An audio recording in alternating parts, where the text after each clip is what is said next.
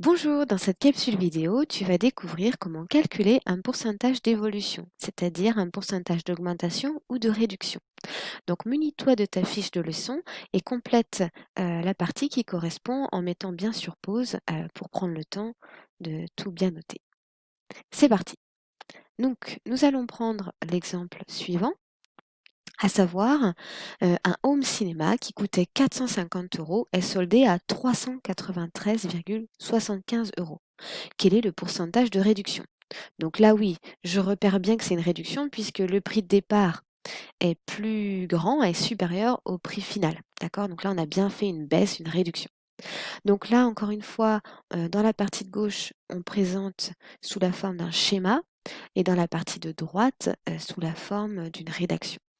Donc, encore une fois, on repère les éléments que l'on connaît. Donc, on a le prix de départ qui est de 450 € et puis ensuite le prix final qui est de 393,75 €. Et donc, pour calculer ce fameux pourcentage d'évolution, eh bien en fait, on va d'abord calculer ce qu'on appelle le coefficient multiplicateur. Et donc, du coup, je vais faire 393,75, donc le prix final, divisé par le prix de départ, c'est-à-dire 450 €. On obtient 0,875. Donc déjà là, on se dit qu'on est quand même sur la bonne voie puisqu'on a un nombre qui est inférieur à 1. Donc on a bien une réduction. Et là maintenant, eh bien, on va essayer de découvrir à quel pourcentage correspond ce coefficient multiplicateur. Donc, je vais calculer le complément de 0,875 pour aller à 1. Donc, je vais faire 1 moins 0,875, ce qui me donne 0,125.